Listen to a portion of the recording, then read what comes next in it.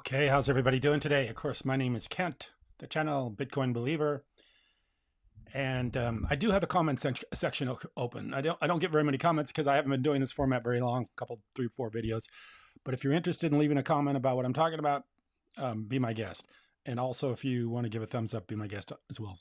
So I'm doing these live because I want to see if people want to participate and hopefully build people that want to talk about this kind of stuff, because I find it very interesting. I enjoy Bitcoin. I enjoy talking about the economy. I enjoy talking about the future and where things are going. I think it's a very important time as far as our country is concerned, as far as the world is concerned, and as far as, you know, how our lives are going to be formed and shaped in the future, as far as the quality of our lives.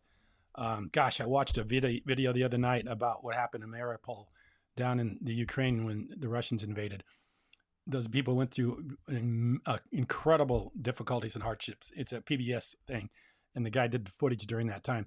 And, you know, everybody in our world right now, and in Israel and in Ukraine and all over the world, there's a lot of conflict going on and all this other stuff. And how these monetary policies happen in our country, and, you know, the destabilization of the dollar, or if a dollar becomes something that people continue to use or don't use. I mean, it just continues to, there's this big huge chess match going on in the world today. The BRICS nations, the dollar, China, the Russians, the United States.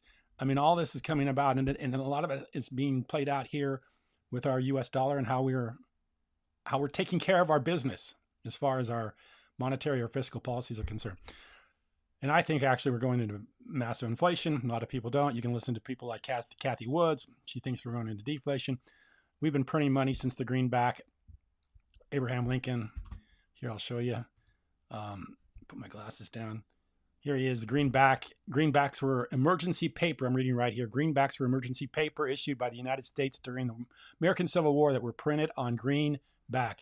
They were two forms: demand notes issued from 61 to 62, and the United States issued from 62 to 65, a form of fiat money right there, clear back in the day of Abraham Lincoln. So we've been doing this for 150 years. We've been printing money. In the notes, legal tender, the most purpose and carried various promises of eventual payment in coin, but were not backed by existing gold or silver reserves. So they didn't even back it back in the Civil War days with gold and silver. And of course, Nixon took us off the gold standard, I think in 71. But what I want to talk about today is I want to talk about, there's an experiment going on in the world today with two countries. And it's going to tell us a lot about, you can watch this. It's literally a day-to-day experiment going on in two countries. The first country is Argentina. Argentina has massive inflation, and they've been dealing with this for quite some time. So they've elected a new president. This is this guy right here. Let's see, the new president of El Salvador, or Argentina, I'm sorry. He's a very colorful guy. If you ever want to watch some of his videos, he takes a chainsaw out and he makes presentations with a chainsaw. And this guy, that's not him. Where's he at? It's this guy right here, Javier. This guy right here is the guy, the new president of Argentina. His name's Javier. I don't know how he pronounces his last name. But anyway, this guy wants to rid himself of the central banks, Argentina, and he wants to go with the dollar. This is him with the people. What am I getting this for? So this is an image of him holding up the US dollar because he wants to back their currency with the US dollar. He wants to replace their currency with the US, get rid of their central bank and go with the United States dollar. I'll show you a quick clip about this. Back it up just a little bit. See what they say here. I'll play just segments of it because it's somebody else's video. And in that idea, if you are president in 6 months, 10 months, 1 year, all the bills in circulation in Argentina would be dollars? All dollars, yes. Yeah. So all dollars, yes. He's going to convert the Argentine currency to US dollars, and all dollars. Now, contrast that to El Salvador, who is being their currency. Of course, they're in Central America, Right there's El Salvador. Pull it up here. Just so I got a map of where everything's at. There's El Salvador. Argentina is clear down here. Argentina is clear down here. Argentina's here. El Salvador is here. So both on the west coast. Right there's El Salvador. El Salvador's chose to go with Bitcoin as their currency of choice. So we're going to get a real world, day-to-day, live shot of how their economies are doing. One using Bitcoin and the other one using the US dollar. So this is something that's going to be very interesting. It's something we can watch very quick, very easily. It's going to be something we can all watch it from day to day just to see how those two currencies are doing. You know how Bitcoin's doing. Now we'll see how the dollar does in comparison. We'll see how the two economies do, and we'll see how the two people react to these two economies.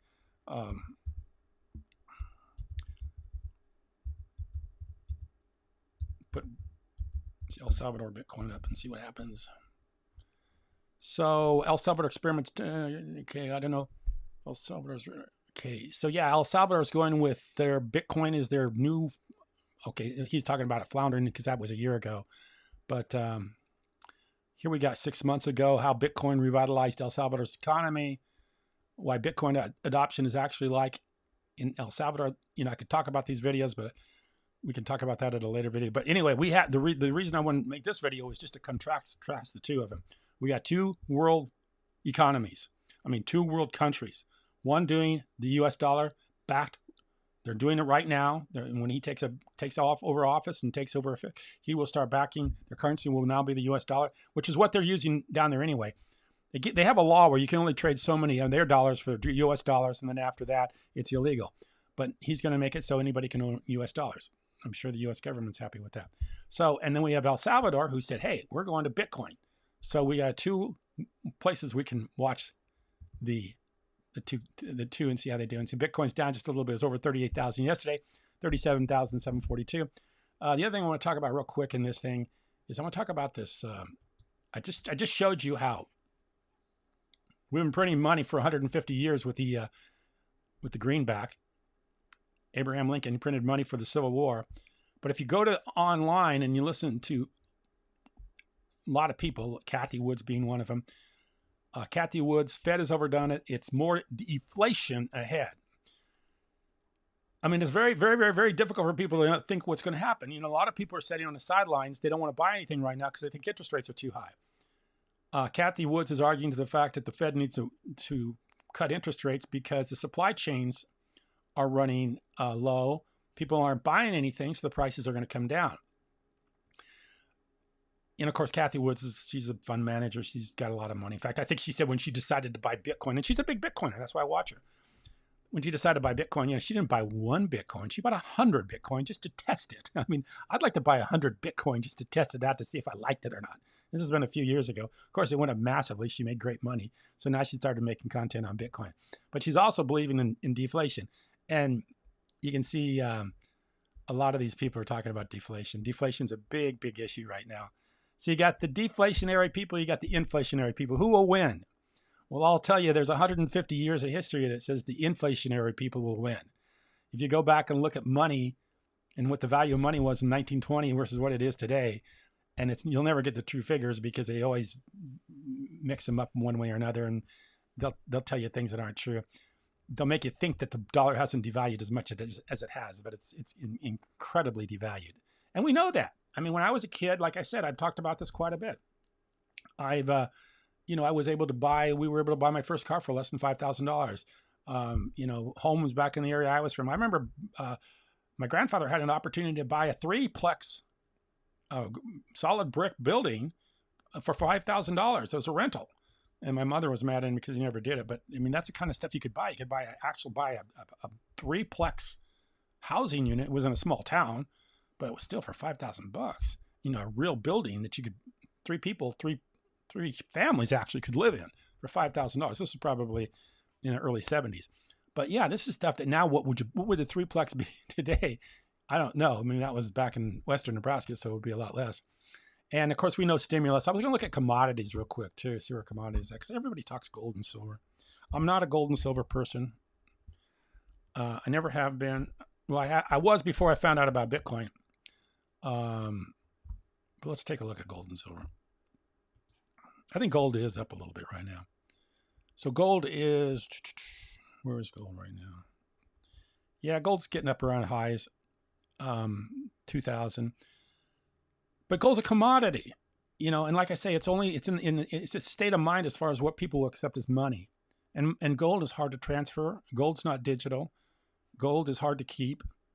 Gold is for something that, like, you're in Mariupol and you're trying to get out of Mariupol, in Ukraine to get to another part of the country. Maybe you need to take some gold with you. If you're going to be trying to get the hell out of there and you don't have, nobody wants to accept, or everything's falling apart. Maybe some gold would be a good idea then. But to hold gold because you want an appreciation, I think it's probably not a very good idea. And I was looking at this because I used to be a farmer, and I look at this corn price, and I'm just absolutely amazed at a $4 corn price. That is incredible. It was $4 back when I was farming in the 80s. It's still $4.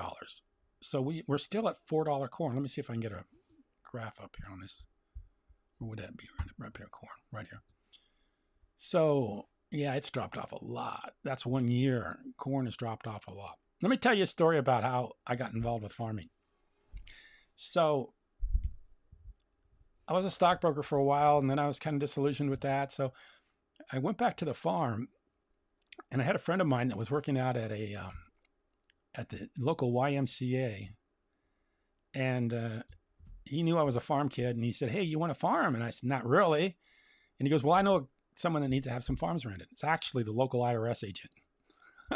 She was the local IRS agent. She and her ex-husband owned some farms. So they had some farms for rent. They wanted to know if I wanted to rent them. And I wasn't even interested. And this is the early 80s, farm crisis. Everything's going to hell. Nobody wants to farm anything. And I didn't want to farm them either.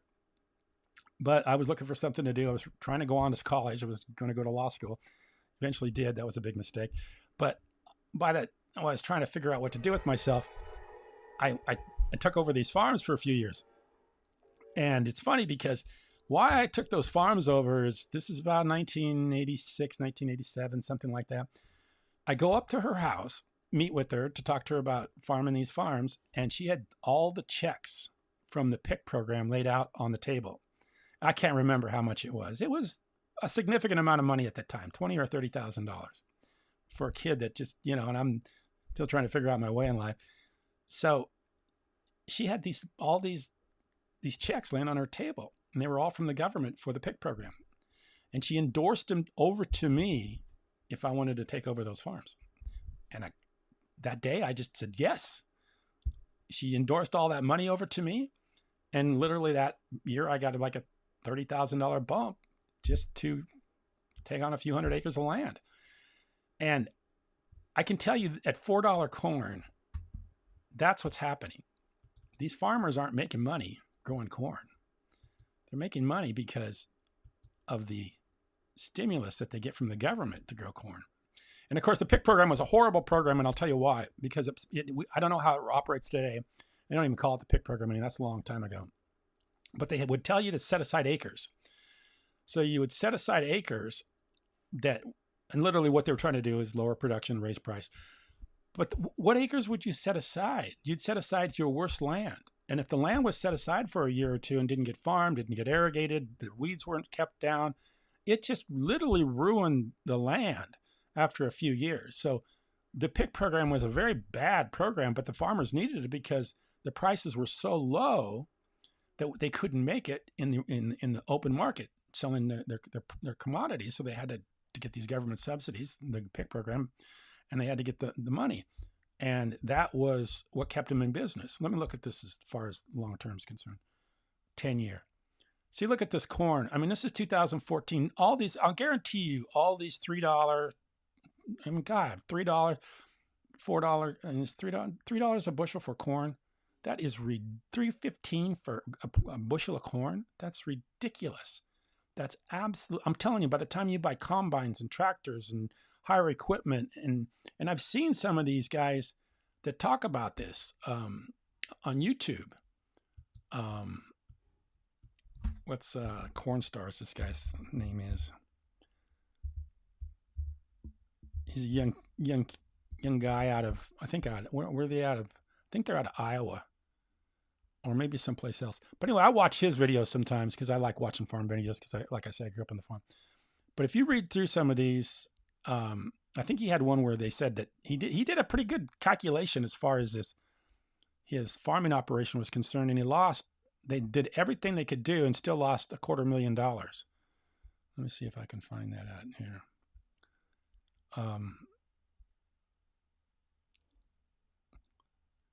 And it was a pretty good, if you want to kind of see how farming works, I thought he did a pretty good job of laying this out. From a perspective of being a farmer myself, I kind of know what it's like. I don't think I'll be able to find it now. It's way down here. This kid puts out a lot of videos. Let me see if I can figure out which one that is. Oh, let's see. Lost money.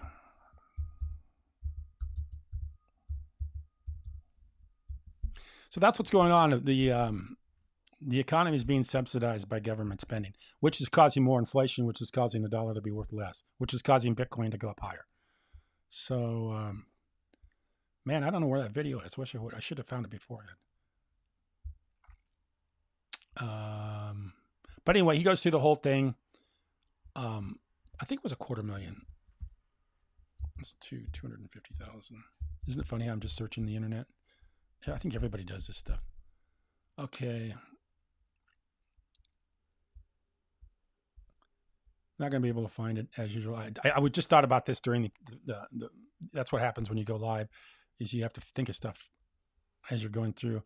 And I would have found this video previously if I would have known I was going to talk about this. But anyway, he goes through the numbers and he talks about it. If you want to find it, you can find it. How they lost literally $250,000 farming. And I mean, some of this, like I bought a $250,000 vehicle, never got to drive it. I mean, you know, he's just creating content. I made my farm an extra 500. This is just content. But this video that I'm talking about, he actually sits down and shows you how much I spent on fertilizer, how much I spent on electricity, how much we spent on every little aspect of the farm.